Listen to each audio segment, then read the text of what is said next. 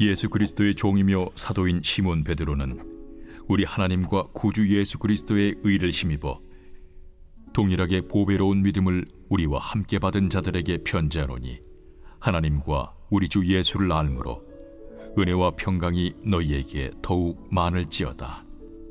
그의 신기한 능력으로 생명과 경건에 속한 모든 것을 우리에게 주셨으니, 이는 자기의 영광과 덕으로서 우리를 부르신 이를 알므로 말미암음이라.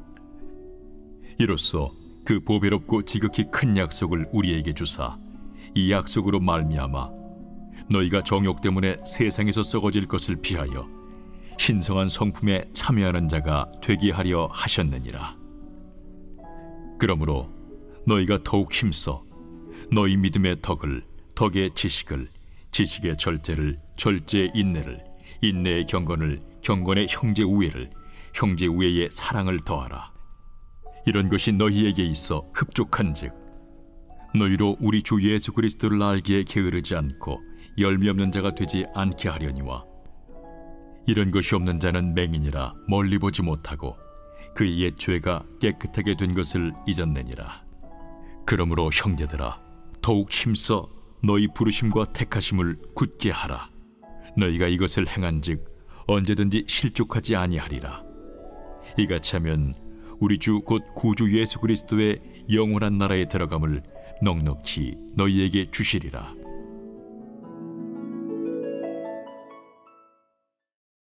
오늘의 말씀, 오늘 본문을 이해하기에 앞서 우리 마가복음을 먼저 보아야 조금 더 이해가 쉬운 것 같아요.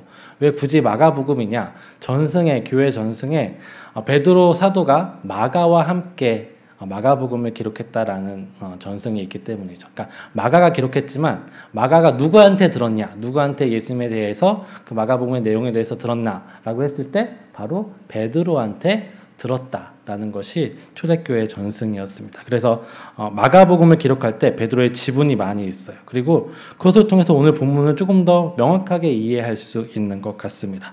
마가복음은 예수님께서 두 번의 맹인을 치유하는 장면을 기록하고 있어요. 마가복음 한 가운데 예수님께서 두 번의 맹인을 치유하셔요.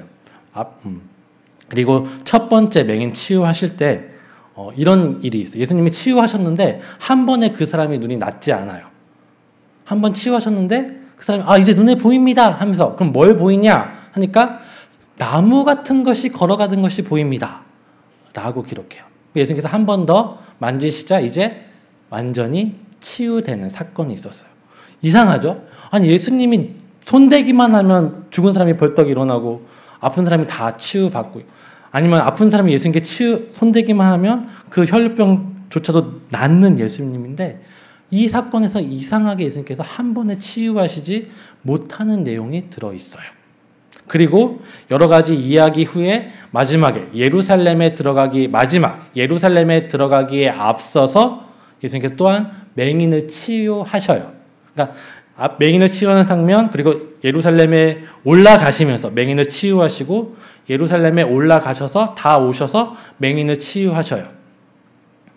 이런 이야기예요. 그러니까 예수님께서 마지막 십자가를 지시러 유월절 올라가자 제자들과 함께 말씀하시면서 맹인을 치유하셔요. 그리고 유월절을 맞아서 예루살렘으로 올라가시면서 여러 가지 일을 행하시고 예루살렘 바로 앞에서 맹인을 치유하셔요.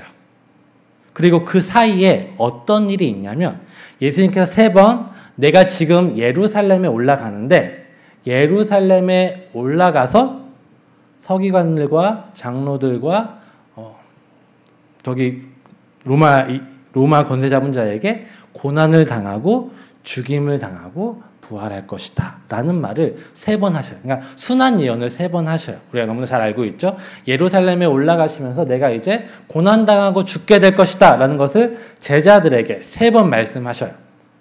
그리고 그 다음에 제자들이 엄청나게 이상한 짓을 해요.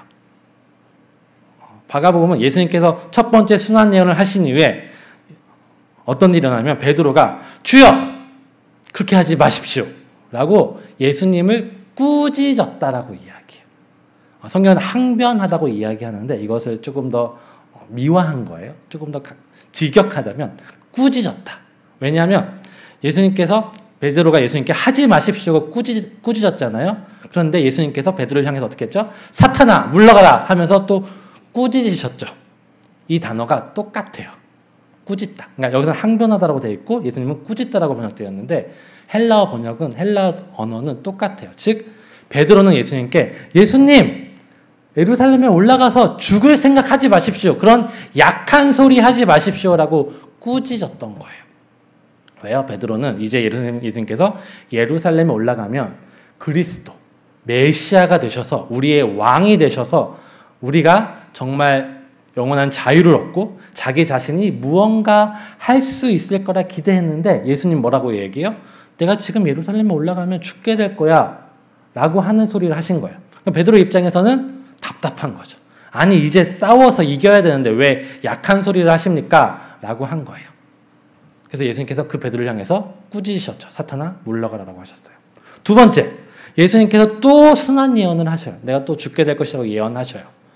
그 다음에 마가는 무슨 기록을 하고 있냐면 그것을 들은 제자들이 다시 그렇구나 예수님께서 죽으시겠구나 라고 하면서 걸어 아무 반응이 없다가 올라가면서 야 이제 우리가 예루살렘에 올라가면 누가 가장 높은 자리에 앉게 될까? 누가 가장 공로가 크게 될까? 라는 말싸움이 시작돼요. 이해가 안 되죠? 예수님은 죽을 거라고 하는데 제자들은 야 이제 우리가 예루살렘에 올라가면 누가 정승에 앉고 누가 판서에 앉고 누가 장관이 되고 누가 처장이 되고 누가 높은 자리에 앉고 누가 더 낮은 자리에 앉게 될까? 서열을 매기기 시작한다는 거예요. 왜 그렇게 생각할 수 있을까? 그들은 이제 이렇게 이해하기 시작한 거죠. 예수님이 예루살렘에 올라가서 죽게 된다는 예언을 그 말씀을 예수님이 이제 예루살렘에 올라가서 무언가 하시겠구나. 자기들이 원하는 메시아로서 저 로마의 압제를 물리치시고 다윗과 같은 왕이 되시려고 혁명이나 무언가 일을 거사를 치루시겠구나라고 기대했던 거예요.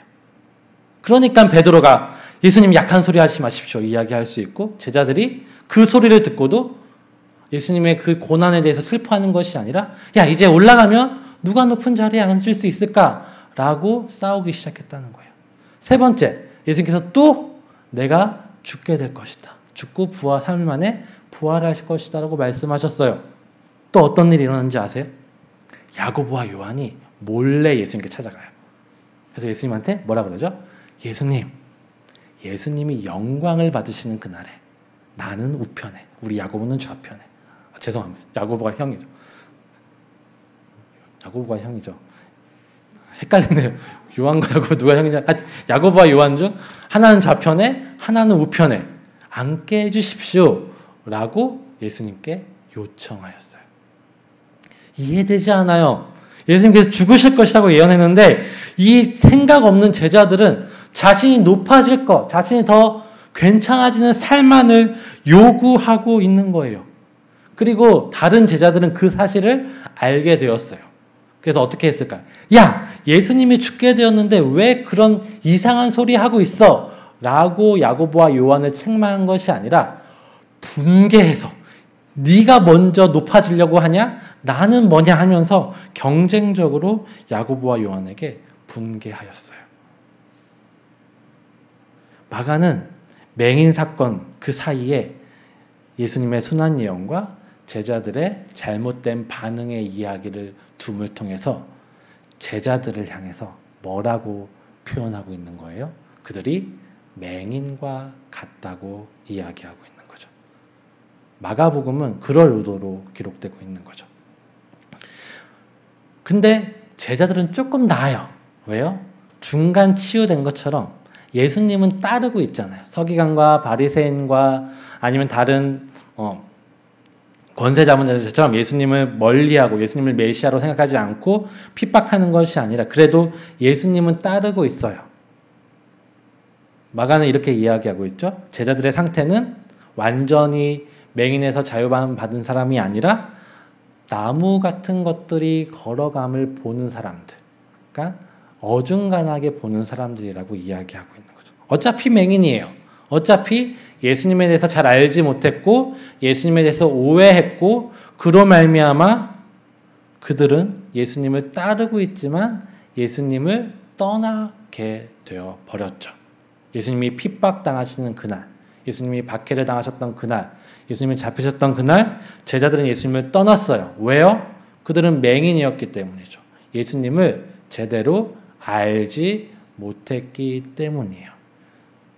제대로 알지 못했던 서기관과 바리새인과 많은 유대인들, 권세 잡은 자들은 예수님을 아예 몰랐기 때문에, 아예 보지 못하는 자였기 때문에 예수님을 핍박했어요. 제자들은 그래도 예수님을 알았지만, 예수님께 대해서 말씀을 들었지만 온전히 알지 못했기 때문에 예수님이 고난당하시는 그날 예수님을 떠나게 된 것이죠. 하지만 나중에 예수님을 온전히 알게 되었을 때 그들은 예수님으로 말미암아 풍성한 은혜를 누리고 예수님의 뜻대로 예수님을 닮아가는 삶을 살 수 있었습니다. 마가의 그 이야기를 통해서 오늘 본문을 바라봤으면 조금 더 좋을 것 같아요. 왜냐하면 베드로 사도는 오늘 이렇게 이야기하고 있죠. 1장 9절에 이런 것이 없는 자는 맹인이라 멀리 보지 못하고 그의 옛죄가 깨끗하게 된 것을 잊었느니라. 베드로는 자신의 이야기를 하고 있는 것 같아요. 먼저 자신이 원래 맹인이었던 그때의 사건을 기억하면서 우리가 예수 그리스도를 온전히 알지 못하면 맹인과 같이 될 것이고 그로 말미암아 우리의 삶이 온전하지 않게 될 것이다라고 오늘 본문은 이야기하고 있어요. 8절과 연결해서 보면 삶의 열매가 없는 자들이 맹인이라고 이야기하죠. 그들은 그들의 죄가 깨끗하게 된 것, 예수 그리스도로 말미암아 깨끗하게 된 것을 잊어버린 자들이라고 베드로 사도는 이야기하고 있습니다. 그들의 옛 죄가 깨끗하게 된 것을 잃어버린 이유, 그들의 삶 가운데 삶의 열매가 없는 이유는 뭐라고 이야기하죠? 그들이 예수 그리스도를 아는데 게으르기 때문이죠. 8절과 연결해서 보면 그렇죠. 8절은 이런 것이 너에게 있어 흡족한즉 너희로 주 예수 그리스도를 알기에 게으르지 않고 열매 없는 자 되지 않게 하려니와. 게으르지 않고 아는 일에 게으르지 않으면 열매 없는 자가 되지 않는다는 거죠. 반대로 우리가 열매를 없다면 예수 그리스도를 아는 지식이 온전치 않다는 것을 또한 이야기해주고 있다는 겁니다. 예수님을 알지 못하기에 우리의 삶은, 베드로의 삶은 맹인과 같았고 제자들의 삶은 맹인과 같았죠. 마찬가지로 우리도 예수 그리스도를 온전히 알지 못하면 우리가 교회를 다니고 있고 예배를 드리고 있고 찬양을 드리고 있다 하더라도 우리의 삶은 맹인과 같을 수밖에 없을 거예요. 그러기에 오늘 본문은 성도들에게, 그의 성도들에게 편지를 쓰면서 먼저 강조하고 있는 것은 예수 그리스도를 온전히 아는 것에 대해서 강조하고 있어요. 왜냐하면 후에 베드로서 이야기하겠지만 거짓 교사들이 우리를 미혹하려고 하고 그로 말미암아 예수님으로부터 멀어지게 만들기 때문이죠. 베드로 후서는 전체적으로 두 가지 거짓 가르침을 이야기합니다. 하나는 그리스도의 삶에 대해서, 그리고 종말에 대해서 거짓 가르침을 이야기해요. 하나는 이거죠. 네가 믿음으로 구원 얻었으니까 너의 멋대로 살아도 돼. 우리는 영으로 구원 얻었지 육으로 구원 얻은 것이 아니야. 그렇기 때문에 너희는 쾌락을 즐기고 너희의 향락을 즐기면서 살아. 그리고 믿음으로 하나님의 나라에 갈 수 있어 하면서 자신의 향락과 쾌락을 조장하는 가르침이 있었던 것 같아요. 그것은 다음 주에 우리가 살펴보도록 하겠습니다. 즉 베드로 사도는 그런 우리 성도의 삶 가운데 여러 가지 잘못된 지식과 예수 그리스도를 알지 못하는 그 신앙에 대해서 경계하면서 성도들에게 예수 그리스도를 아는 데 힘쓰라고 권면하고 있는 거죠. 마가복음에서 예수님의 제자들은 예수님을 자신이 원하는 메시아로 보고 따랐기 때문에 자신이 원하는, 그러니까 예수님께서 자신들이 원하는 대로 해주기를 바랬기 때문에 맹인이었던 거죠. 예수님이 자신이 원한 대로 하지 않자, 잡혀가게 되자, 십자가에 죽게 되자 그들은 어떻게 되었습니까? 예수님을 떠나게 되었던 거죠.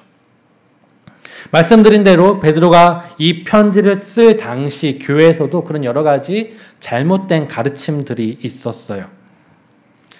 대표적인 아까 말했듯이 우리가 아무리 하나님의 은혜와 사랑 가운데 있다 하더라도 그것은 영만 그런 거야.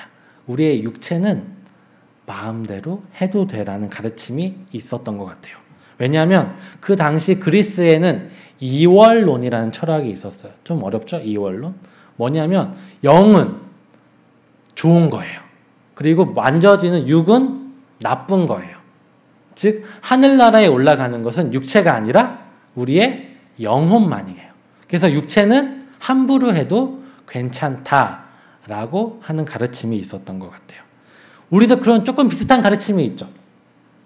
어떤 거예요? 내가 이제 믿음으로 구원 얻었으니까 우리의 행위는 어떠해도 상관이 없다라는 그런 생각을 가진 이단이 있죠. 구원파라는 이단이에요. 그러니까 그런 생각들을 가지고 우리는 살아가는 사람들이에요. 잘못된 그런 가르침 때문에 예수님을 온전히 알지 못하게 되고 그로 말미암아 예수님과 멀어지게 되는 것이 우리의 연약함이라는 거죠. 거기에 대해서 베드로 사도는 그리스도를 온전히 믿는 것은 그리스도를 온전히 아는 것에서 시작해야 된다라고 이야기합니다. 그래서 베드로 사도는 예수님을 아는 것을 강조하고 있죠. 베드로 사도는 처음 이야기, 성도들에게 인사말을 하면서 우리가 알아야 될 예수님이 누구신지에 대해서 언급하고 있습니다. 베드로후서 1장 1절을 우리 한번 보도록 할까요? 성경을 한번 보세요. 그리스도의 종이며 사도인 베드로는 우리 하나님과 구주 예수 그리스도의 의를 힘입어 동일하게 보배로운 믿음을 우리와 함께 받은 자들에게 편지하노니. 네. 우리 여긴 잘 읽어야 돼요. 성도는 하나님이시며 구원자이신 예수 그리스도의 의로 말미암아 구원받은 사람이죠. 사도 베드로는 우리 하나님과 구주 예수 그리스도의 의. 여기서 이제 번역이 조금 헷갈리게 되어 있어요. 명확한 번역은 이거예요. 제가 다시 의역해 볼게요. 우리의 하나님이 되시고 우리의 구주가 되신 예수 그리스도의 의로 말미암아 힘입어. 그러니까 무슨 말이죠? 우리는 우리의 하나님이 되시고 우리의 구주가 되시는 예수 그리스도의 의로 하나님의 백성이 되었고 믿음으로 말미암아 성도가 되었다는 것을 말해주고 있는 거죠. 예수님은 누구시죠? 하나님이시라는 것. 예수님은 인간의 몸을 입고 오셨기 때문에 하나님이 아니라는 말을 하던 사람들이 당시에 있었어요. 영지주의 이단이라는 사람들이었는데요. 그것은 우리 김상욱 목사님과의 요한 1서 말씀을 통해서 조금은 들어보셨을 거예요. 그 당시에 그런 사람들이 있었대요. 육체는 부정한 거니까 하나님은 절대로 인간의 몸을 입고 있을 수 없다라고 주장하던 사람들이 있었다는 거죠. 예수님께 대한 잘못된 지식을 알려주는 거예요. 그런데 사도 바울은 이야기, 예수님은 우리의 하나님이시다. 예수님은 하나님으로서 인간의 몸을 입고 이 땅에 오신 분이라는 것을 이야기하고 있어요. 그리고 우리의 구주가 되신다. 구원자가 되신다는 거죠. 예수님은 의로우셔요. 죄가 없으신 하나님이시죠. 그런데 그분이 우리를 사랑하셔서 이 땅에 오셔서 사람이 되셔서 우리의 죄를 대신하여 십자가의 대속 제물이 되셨다는 사실을 베드로 사도는 이야기하고 싶은 거예요. 그의 의로 말미암아 예수님의 그 순종으로 말미암아 예수님의 성육신과 십자가의 그 대속의 공로로 말미암아 우리가 이제 믿음으로써 하나님의 자녀가 되었다 라는 사실을 우리에게 말하고 싶은 거죠. 하나님과 우리 예수 그리스도를 알므로 은혜와 평강이 너에게 더욱 많을지어다.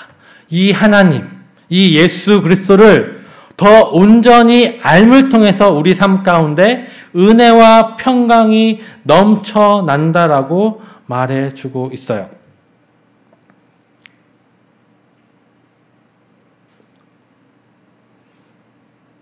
우리가 사는 가운데, 그리스도의 삶 가운데 이 예수님에 대해서 온전히 알지 못한다면 우리는 어떻게 될까요? 우리가 원하는 대로 행하시는 하나님을 원하게 될 거예요. 무슨 말이에요? 우리의 구원자로서 십자가에 죽기를 원하는 것이 아니라 우리의 구원자로서 우리에게 예수님이 왕이 되셔서 우리에게 많은 돈과 권한과 권력과 힘과 성공을 주시기를 원하는 그런 구원을 예수님께 원할 수 있는 거죠. 근데 예수님을 우리가 온전히 알면 예수님의 구원은 우리가 원하는 구원과는 조금 다르죠. 우리의 진정한 구원을 주시려는 것이 예수님의 구원이라는 겁니다. 예수님을 온전히 알지 못한다면 단순히 우리는 예수님과 제자들과 같이 예수님을 우리를 천국에 보내주시는 분, 우리 삶에 잘되게 하시는 분, 내가 원하는 것, 내가 원하는 좋은 것을 주시는 분이라고 생각할 수 있어요. 나의 만족과 유익을 위해, 나의 잘됨을 위해 예수님의 능력과 예수님의 구주이심을 믿게 될 수도 있습니다. 그래서 그런 예수님께 응답을 얻기 위해, 호의를 얻기 위해 열심히 살고 희생하고 헌신적일 수 있어요. 그렇게 살면 내가 잘 풀리면 예수님께 충성할 거예요. 근데 내 삶에 고난이 오고 아픔이 오고 질병이 오고 박해가 있다면 어떻게 될까요? 예수님의 제자처럼 떠나게 되겠죠.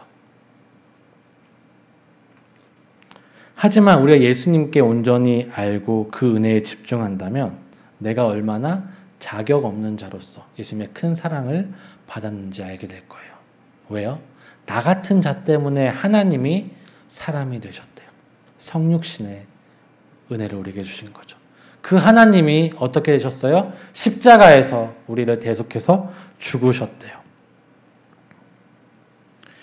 그런 나를 사랑하시는 하나님의 사랑, 예수님의 사랑을 온전히 알고 믿을 때 우리는 나의 상황이 어떠하면 흔들리는 것이 아니라 예수님이 나를 사랑하셨던 그 사랑 때문에 어떠한 상황 가운데서도 평안할 수 있고 위로를 누릴 수가 있는 거죠.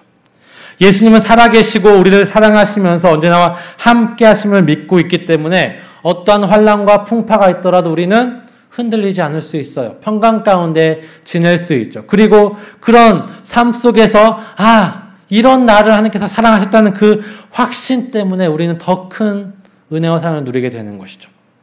무슨 말이냐면 내가 오늘 예수님 안에서 나의 죄를 용서받았다는 그 사람 때문에 감사하죠. 근데 예수님을 알아가면 알아갈수록 내 모습은 더 비참해지는 것을 경험하게 돼요. 오늘보다 내일보다 그 다음 날이 내 죄에 더 온전히 직면한다는 거죠. 제가 자주 하는 말이 있어요. 내가 처음 믿을 때는 나는 이만큼의 죄인이라고 생각해요. 근데 내가 신앙을 자라가면 자라갈수록 예수님 안에서 내 죄의 깊이를 더 발견하게 되죠. 처음에 나는 가벼운 죄를 고백하지만 점점 내 안에 깊숙이 있는 그 더럽고 추한 죄에 직면하게 되고 예수님께서 이런 나를 용서하셨구나 라는 것을 깨닫게 됩니다. 예수님의 말을 빌리자면 처음 나는 100데나리온 정도 빚진 자라고 생각했지만 예수님을 알아가면 알아갈수록 1만 달란트, 10만 달란트, 100만 달란트의 빚진 자라는 것을 깨닫게 된다는 거죠. 그리고 우리는 그 많은 그 죄를 용서받았기에 더 큰 은혜와 사랑을 누리게 된다는 겁니다. 그렇기 때문에 우리는 옛날 그 은혜가 없던 시절의 모습으로 살아가는 것을 기뻐할 수 없어요. 성도가 믿음으로 구원받은 성도가 하나님을 온전히 믿은, 온전히 알아서 예수 그리스도를 온전히 알아서 그 예수님을 온전히 믿은 성도가 왜 행함으로 연결되는지를 우리는 이 연결고리를 잘 생각해야 돼요. 우리는 믿음으로써 구원받았어요. 우리의 그 죄의 처참함, 그 더러움, 시궁창 같은 인생에서 예수 그리스도의 그 성육신과 십자가로 말미암아 하나님의 자녀가 되는 신분을 얻게 되었어요. 우리는 그 은혜 가운데 날마다 살아가죠. 그럼 그 은혜를 믿음으로 얻었어요. 잘 생각해 보세요. 믿음으로 얻었어요. 그리고 나는 새로운 신분을 누리면서 살아가고 있습니다. 하나님께서 주시는 그 평강을 누리며 살아가고 있어요. 예전에 시궁창 같은 그 삶이 부러우세요? 기뻐할 수 있을까요? 전혀 그럴 수 없는 거죠. 신분이 바뀌었기 때문에, 삶의 환경이 다 바뀌었기 때문에 우리는 당연스럽게 예수 그리스도를 따라서 닮아가면서 오늘 베드로 사도가 이야기했던 그 신성한 성품을 닮아가는 자로서 나아가게 되는 거죠. 물론 우리가 연약하기 때문에 돌아갈 때도 있어요. 넘어질 때도 있죠. 그러나 우리는 그것을 혐오하게 되겠죠. 이전에는 나의 쾌락과 만족과 유익을 사는 삶을 즐겼다면, 그것에 만족을 누렸다면 우리는 그것에 이제 더 이상 만족을 누리지 못하고 하나님과 함께 동행하면서 신성한 성품에 참여하는 그 삶을 즐거워하게 될 거라는 거예요. 그러나 우리의 연약함으로 넘어져서 나의 만족과 유익을 따라 사는 삶을 잠깐씩 살게 되겠지만 우리의 성품과 본성은 어떻게 해요? 그것을 혐오한다는 거예요. 그 삶을 더 이상 기뻐하지는 않게 되었다는 거죠. 그래서 그리스도를 온전히 아는 자는 하나님의 백성답게 살아갈 수 있어요. 베드로 사도는 그 모습을 이렇게 표현합니다. 5절부터 7절이에요. 너희가 더욱 힘써 믿음의 덕의 지식을, 지식의 절제를, 절제의 인내를, 인내의 경건을, 경건의 형제의 우애를, 형제의 우애의 사랑을 더하라 라고 이야기하죠.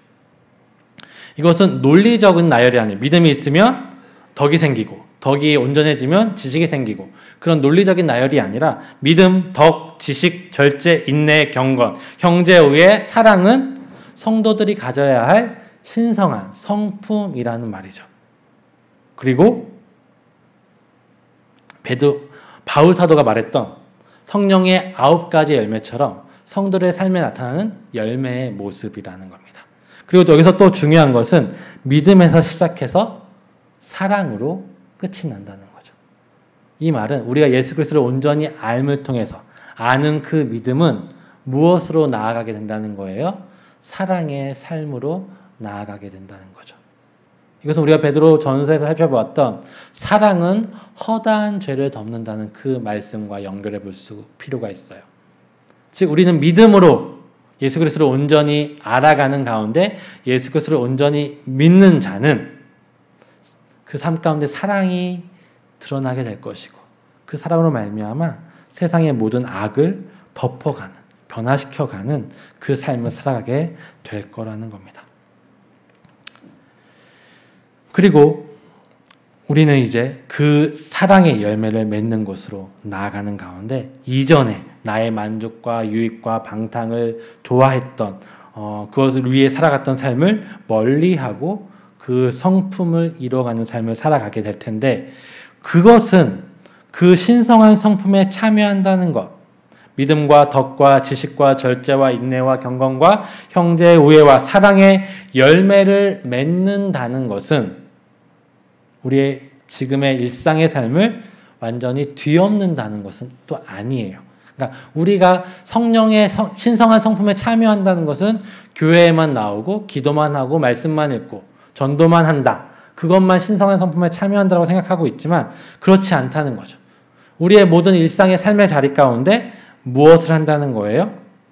나의 만족과 유익과 탐욕이 내 일상의 중심이었다면 예수 그리스도를 온전히 아는 사람은 나의 그 모든 일상이 하나님의 자녀로서 자녀의 신분이 되었다고 믿기에 그 모든 일상의 삶을 하나님을 위해 살아가게 되겠죠. 나의 성공을 위해 공부했던 사람은 이제 뭘 위해 공부할까요? 다른 사람과 사랑을 나누기 위해 하나님의 영광을 위해 공부하게 될 거예요. 여행, 요즘에 여행 되게 못 가고 있지만 옛날에는 여행 되게 젊은 사람들이 많이 갔어요. 근데 여행 가는 이유가 뭐냐면 내가 너보다 더 좋은 데 갔다. 나는 이런 데서 차도 마시고 밥도 먹었다는 것을 자랑하기 위해서 인스타그램 같은 것을 드러내기 위해서 여행도 가고 백도 사고 자동차도 사고 막 그랬던 사람들이 예수 그리스도 안에서 신성한 성품에 참여하면 무엇일까요? 정말 힐링을 위해서, 쉼을 위해서, 재충전을 위해서, 하나님의 그 은혜를 더 경험하기 위해 여행을 선택할 것이고 여행을 누리게 될 것이고 백과 차 같은 것도 내가 드러내기 위해, 자랑하기 위해, 과시하기 위해가 아니라 필요에 의해서 또한 나누기 위해서 그런 것들을 구매하고 누리게 될 거라는 거죠. 우리의 일상을, 우리의 삶을 온전하게 만들어가는 것, 나의 만족과 유익을 위해서 살던 우리의 삶을 하나님의 영광을 위하여 그 신성한 성품에 참여하는 삶으로 만들어가기 위해서 먼저 시작해야 하는 것은 예수 그리스도를 온전히 아는 것에서 시작해야 된다라는 겁니다. 예수님이 어떤 분이신지, 예수님의 구원이 우리에게 어떤 의미가 있는지, 예수님의 그 십자가가 나에게 어떤 의미가 있는지를 온전히 알 때에만 우리는 예수님을 바로 믿을 수 있고, 그 바로 믿은 그 믿음의 삶은 사랑의 모습으로, 섬김의 모습으로, 신성한 성품의 모습으로 나타나게 될 거라는 거죠. 올 하루 시작하면서 우리가 선포했던 말 기억하나요? 여호와를 알자, 힘써 여호와를 알자. 여러분, 반년이 지났는데 하나님을 많이 알고 알아가고 친밀해지고 계십니까? 또 계속해서 우리 교회에서 하고 있는 바이블 아카데미와 목장 모임을 통해서 더욱더 하나님을 알아가는 우리가 되었으면 좋겠어요. 그리고 내일 모레부터 시작되는 또한 수련 애들이 또 하나님을 알아가는 시간들, 그래서 우리의 삶을 더 온전케 하는 시간들이 되었으면 좋겠습니다. 우리의 삶은 예수님을 온전히 알아가는 모든 기회들을 통해서 신성한 성품으로 변화되어 가고 있음을 믿으시기 바랍니다. 그래서 여러분이 우리가 할 것은, 우리가 정말 힘써야 할 것은 여호와를 알자, 힘써 여호와를 아는, 예수 그리스도를 아는데 힘써 마음을 다하는 우리가 되었으면 좋겠습니다.